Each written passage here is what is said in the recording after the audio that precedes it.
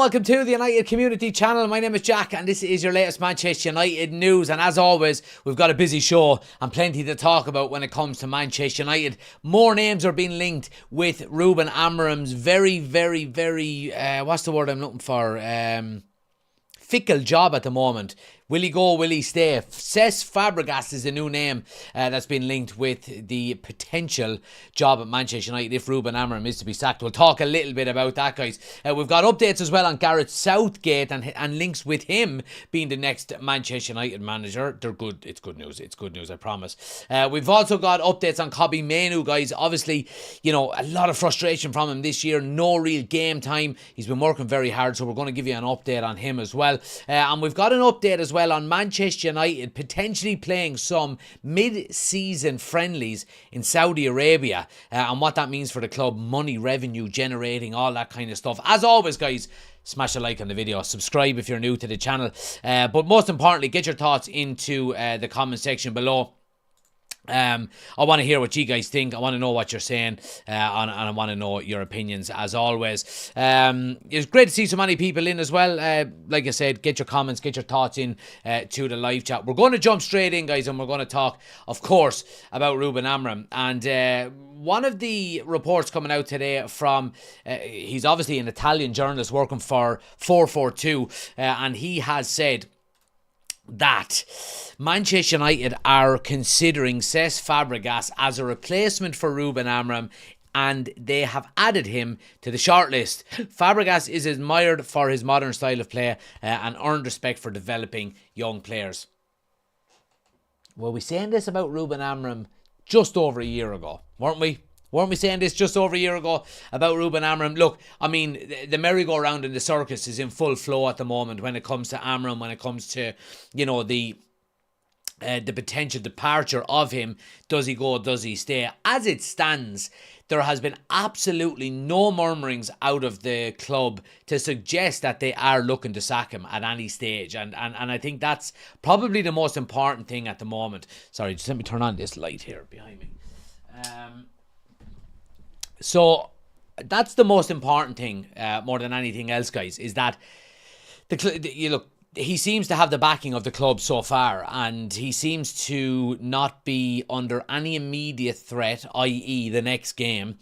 But Adam Crafton in The Athletic spoke, was it today or yesterday, I think, and he said that the murmurings that you would expect to hear and that everybody is used to hearing, journalists especially, within Manchester United, have started when a manager is going to be sacked, inevitably. So he said he's kind of getting the impression that those conversations are started at the moment. That doesn't mean that United are going to sack Ruben Amorim. Absolutely not. But what it does mean is that it just adds that little bit extra pressure to him. It really does. And I think that's the most important thing here. You know, how much pressure is on Ruben Amorim, and look, you've got to say an awful lot at the moment, and I think it's quite clear that there is an awful lot of pressure on him, and he's got to start putting results in, and he's just got to get a bit of positivity back there. And look, I spoke on a couple of videos already about what I think he needs to do, and you know, the tactical tweaks maybe he needs to do to, I suppose, just improve the team more than anything else. Number one is the goalkeeper. I mentioned the goalkeeper already on multiple occasions. Lamens has come in, and a lot of people saying, look, he's the young, I suppose, one for the future. And while that may be the case, he was in the top 99 percentile in the world for saves last season. You know, the kid is able to save shots. We've got a lad in the goal at the moment, Binder, who cannot save. Oh, Jesus Christ. You know what I mean? He can't save anything. You know what I mean? He would not save a cat from a tree. That's as simple as I can really make it without, you know, being too disrespectful. But he's just not good enough. It's as simple as that. Goalkeeper needs to change. You've got a keeper there who can save shots and who's look, all right, albeit he has played in a lesser league than the Premier League last season, but nonetheless, the shots that came in on him, he saved them. And he was in the top 99 percentile for saves in the world last year. So outside of that, I mean, I don't think Ruben Amorim is going to change his tactics. He's going to change his formation too much. But you've got to get Bruno Fernandes higher up the field. I've said that an awful lot. We'll talk about Kobbie Mainoo in a little bit. I think he should come into the team as well. I think he can still play that double pivot there as long as your wing backs can tuck in and be really, I suppose, regimented in what they need to do. And I think that's probably one of the main issues he's having at the moment. You got to get Bruno further up the field.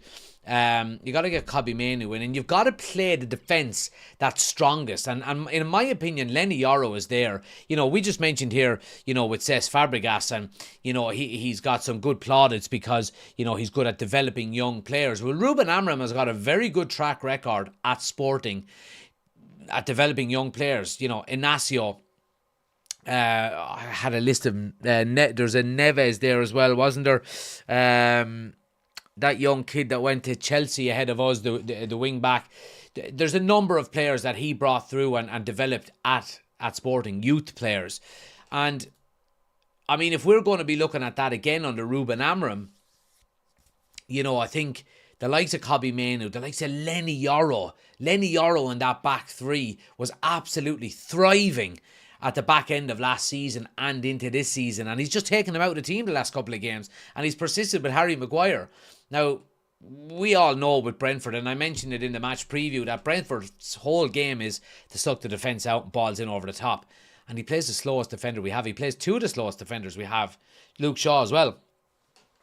He's got to get his tactics right. He's got to make a few small tweaks, and I do think ultimately we will improve. And look, we're talking about that forward line as well. I mean, Mbeumo, Sesko, Cunha, they've only started together once this season. So it's going to take a little bit of time for them to gel. Look, Sesko has now scored and Mbeumo has now scored. We're 6 games in. Sesko has obviously only started the last couple of games. But ultimately, I think when that clicks, which I do think it will eventually, I think we will see an uptake. Now, I think we've been unlucky this season as well. I really do think we've been unlucky. I mean, you take the Arsenal game, for example, I think we should have got more out of that, and on another day we probably would have. When you look at the Fulham game, Bruno scores that penalty. It's a different game completely, in my opinion.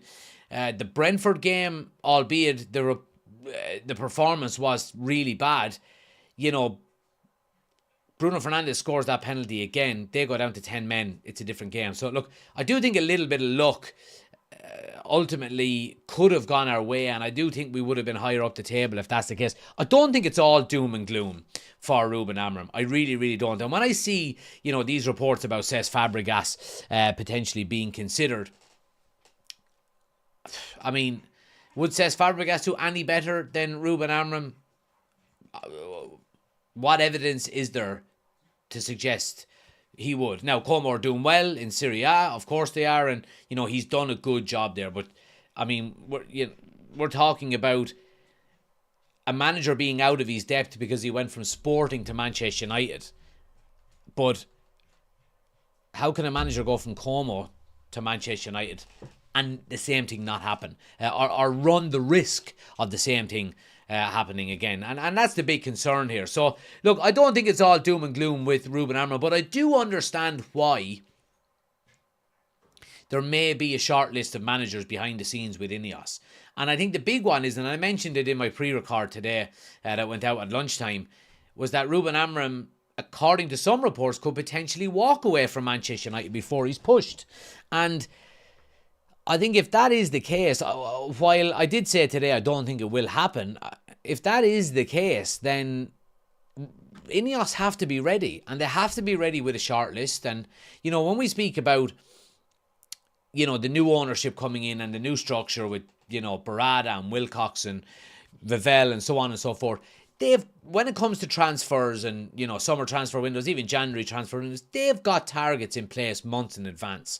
They do their due diligence and they make sure that they go after now, look, you don't get every player you want. Delap, for example, was a big one that we didn't get. Number of different players that we went for and we didn't get, but we got Cunha, we got Sesko, we got Mbeumo.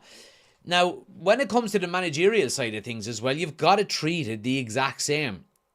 If results aren't going as well, and if there is the opportunity to potentially change, and that's what the club decide, you can't decide, right, we're changing the manager, sack him, and then go look for one. You've got to have a short list of players. And look, Cesc Fabregas, by all accounts, is on that list. So ultimately, I just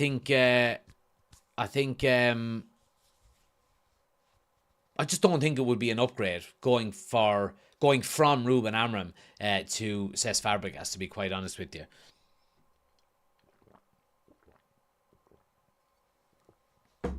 But let me know your thoughts. Ned says, well, Jack, up the fucking Reds. Absolutely, Ned. 100%, man. Now, we're speaking about potential replacements, and I think 99% of the Manchester United fan base do not want the next manager that I mentioned to be Manchester United manager. And I've got some... What did I just say there? I don't know if I said that right. The next man that's been mentioned, or that has been mentioned in the past about being the next Manchester United manager, I think 90%, 95, 99% of United fans would not want him, and that is Gareth Southgate. Now, reports today have suggested that Gareth Southgate would reject an approach from Manchester United if Ruben Amorim is sacked. Praise the Lord. Praise the Lord. Look at that picture there of Gareth Southgate. That is literally every Manchester United fan hearing the news that he doesn't want the Manchester United job. Thank God. And I've heard some people say, well, you know, the results that we're getting with Ruben Amorim now are what we all expected Gareth Southgate to get when he was linked with the job last year. And while that may be the case, why are we still even discussing Gareth Southgate if that's the case? Now, look, we know there are people behind the scenes at Manchester United that are fans of him. I think he would come in and he would probably get smiles on the faces of Manchester United players in that dressing room.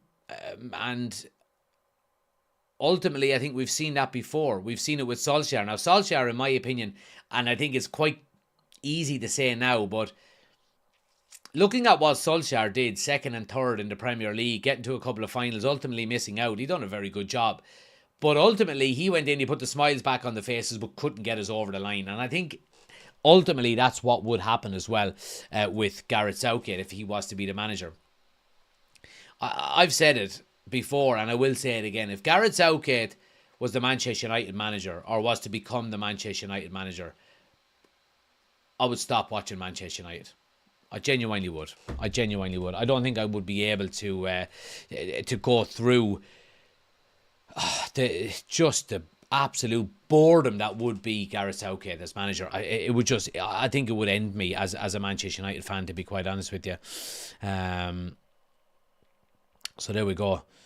F off with Southgate. Get the Palace manager in and don't wait until Christmas, says Ned. John says, I hope United win Saturday for my 40th from John in Sevillans. There we go. Happy days, John. Good to see you. Thanks for joining us. And happy 40th birthday as well.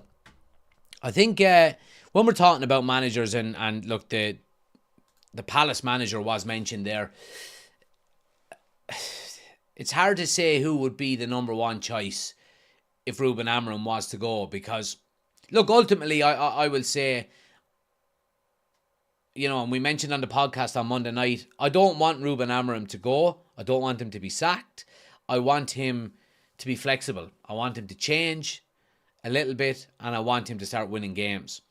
But if he doesn't change, and if he's not willing to change, and he's, you know, continues to be ultra rigid with his formation and his tactics, then I think it is time for him to go. I don't want that to happen, but who's to come in? I mean, Glasner at Crystal Palace, is it Iriola at Bournemouth? These two guys have, you know, looked very good. I mean, Glasner at Crystal Palace is probably the manager of the season so far, the manager of the last maybe 12 months, you would have to say. You know, winning the FA Cup with Crystal Palace. He won the Community Shield as well. He's got him, I think, are they still in the top four at the moment. They were second, I think, going into last weekend, and they won as well. So I would presume they're still up there. They're third at the moment in the league table, 12 points from 6 games, which is great from them. 3 wins and 3 draws, no losses so far this season. Are they the only ones without a loss? They're the only team. Yeah, they're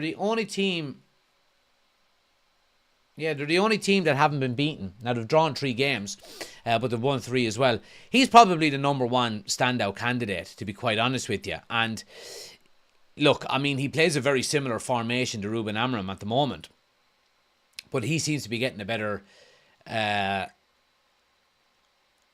suppose, a better return from his players. Now, watching the interview with him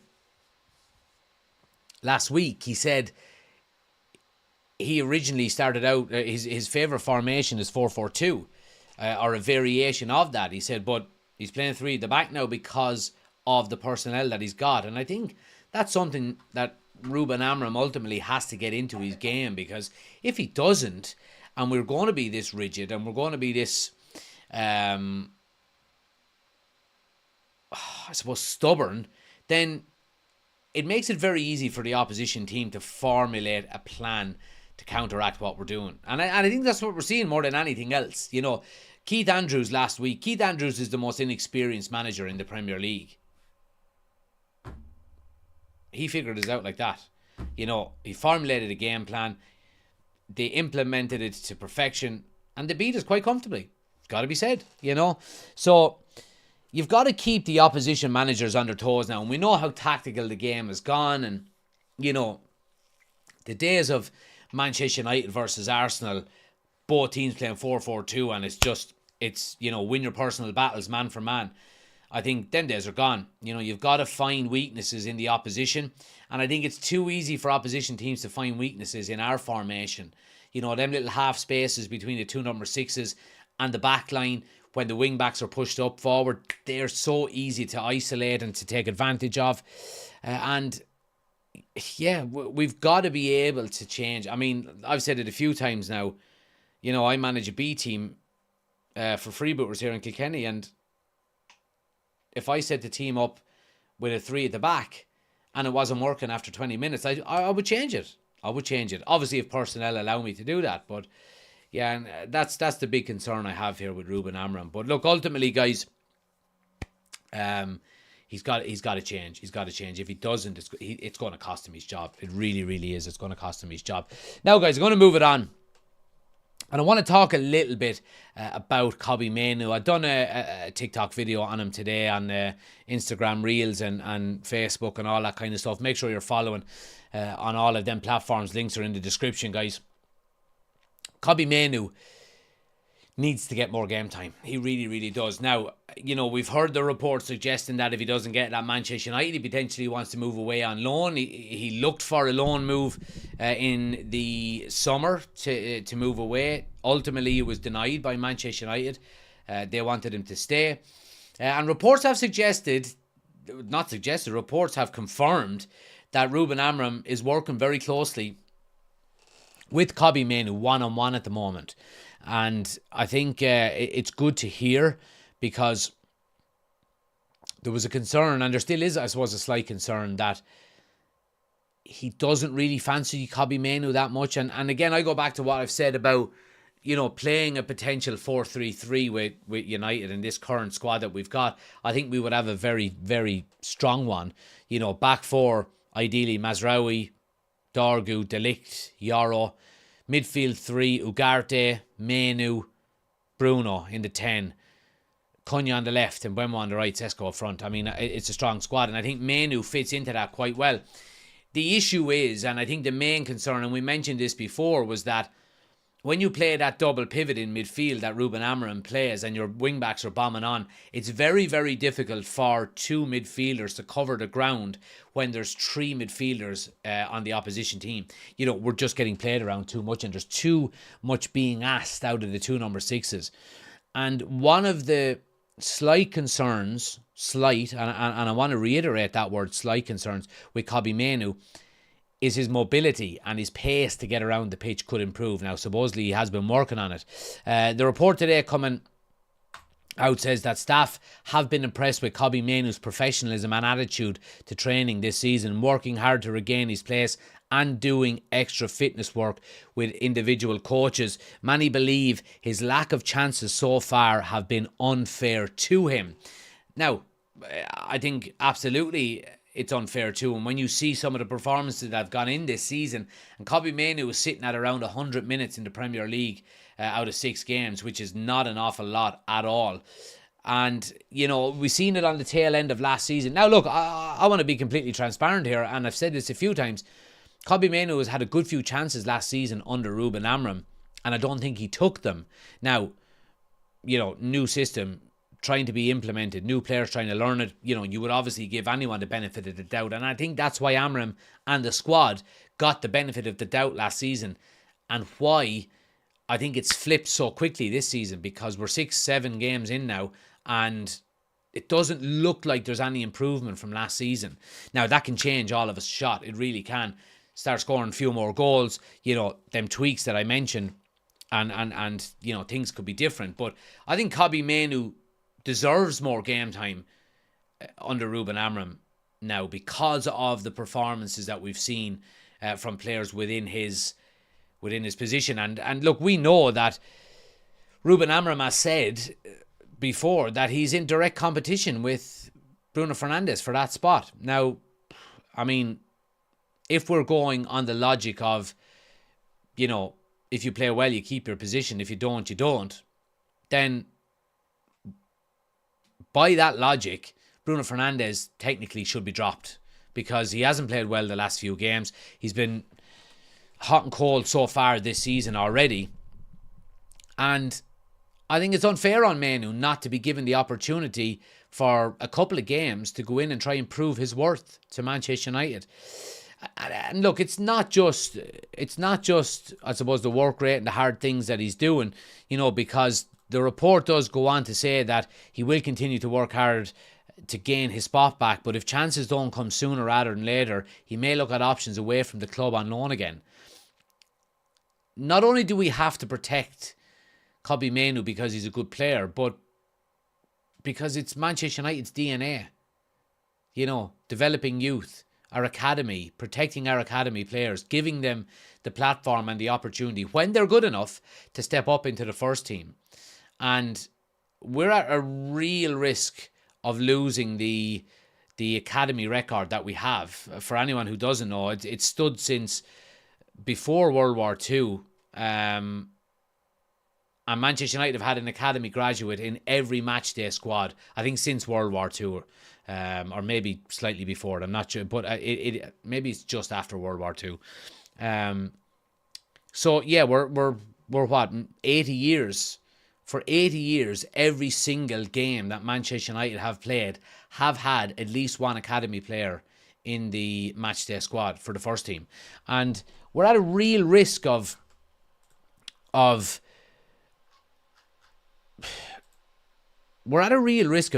that record, to be quite honest with you. If we look at the squad against Brentford, and I'll try and get it up on the screen here for you. Right, let's look at the matchday squad. I'll put it up on the screen. Oh, too far. There we go. So, there is no academy graduate in the starting 11. All right, Binder, De Ligt, Maguire, Shaw, Dorgu, Fernandes, Ugarte, Delot, Mbeumo, Cunha, and Sesko. None of them have come through the academy at Manchester United. And when we look to the bench, what have we got? Tom Heaton, technically an academy graduate, came up through the academy at Manchester United, moved away and has come back as the third goalkeeper.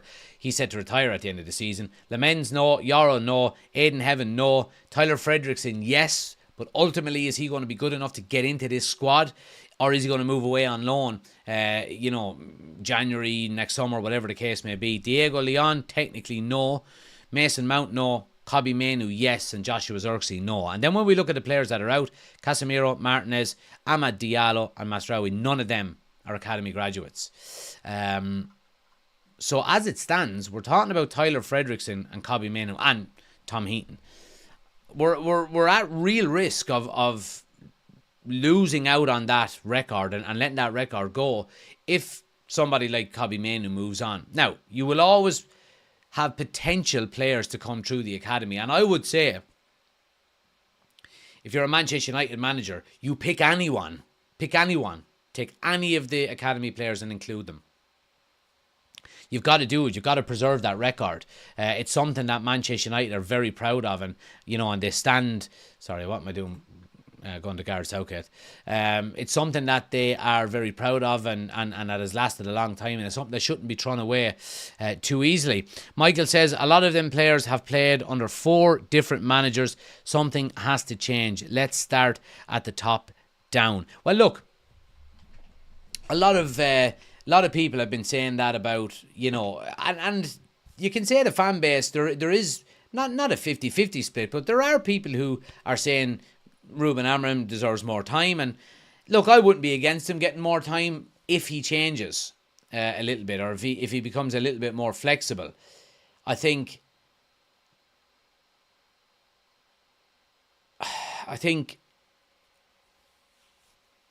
understand he's been heavily backed in the summer, but look at where he's been backed, okay?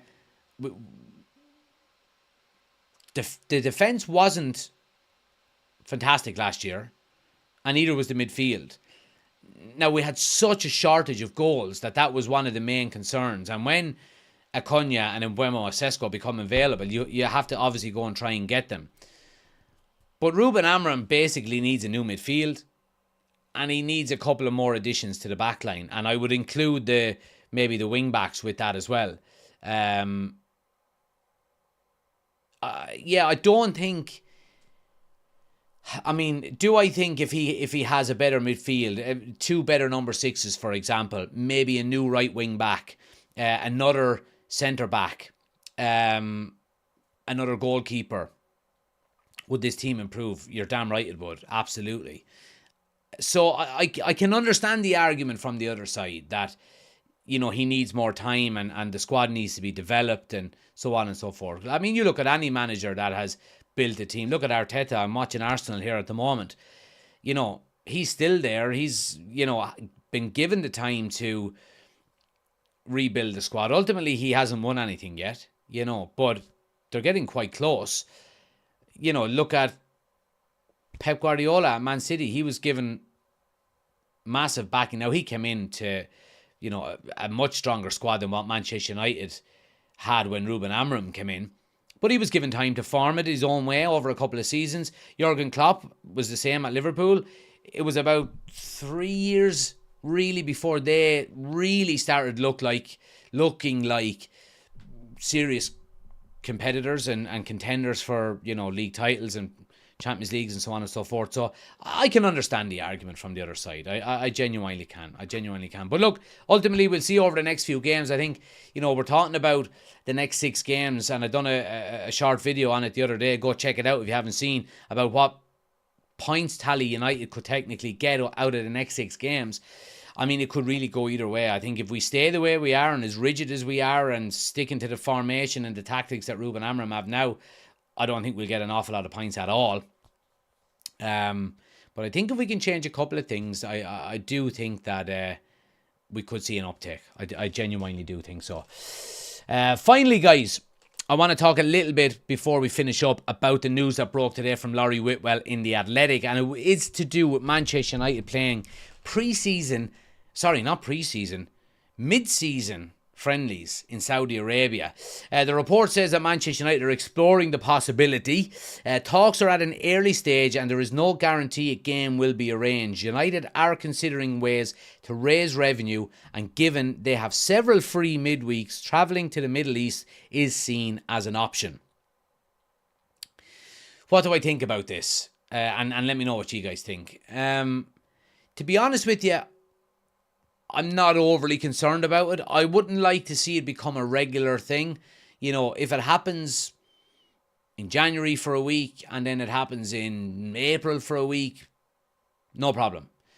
We've seen things like this happen before on a different kind of scale, where you know, Manchester United famously in 2000 went and played in the Club World Cup and dropped out of the FA Cup. And that was basically the opportunity to go and have a warm weather camp, you know, a little bit of a holiday, a little bit of a change of a scenery from the cold, wet Manchester weather. And I think this is probably going to be something similar. It would be a warm weather training camp, to be honest with you. If we play on a Saturday, for example, before we go, you fly out Saturday night, you're there on Sunday morning, you know, you have 2 or 3 days of training in the nice sunshine. You play a game maybe on a Tuesday or a Wednesday night. You come home on a Thursday, you prepare for the game on a Saturday or a Sunday. I don't really see it as being a big issue, to be quite honest with you. And look, when you look at the amount of debt that Manchester United are in, you know, and the fact that we do need to generate revenue, I don't think this is a bad way of doing it, to be quite honest with you. Obviously, you've got to make sure that, you know, your players are not being overworked. And I'm sure, you know, if there was players struggling or had injuries or were being, you know, overworked in the weeks leading up to this, they could be left at home and whatever the case may be. But look, as an option maybe in January to get out of the weather and stuff like that, I don't think it's the end of the world, to be quite honest with you. But anyway, guys, appreciate everybody watching. Smash a like in the video, subscribe if you're new. Nice short one tonight.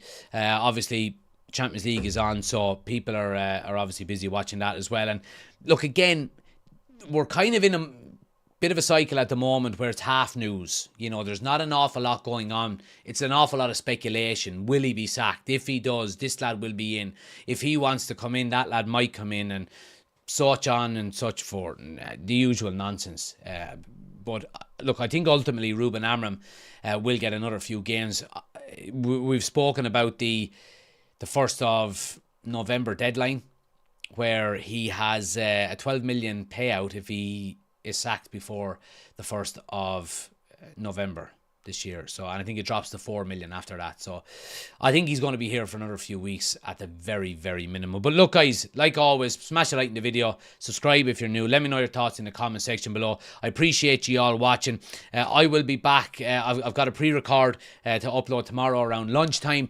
So if you haven't done so, please do turn on notifications. You get notified as soon as we go live.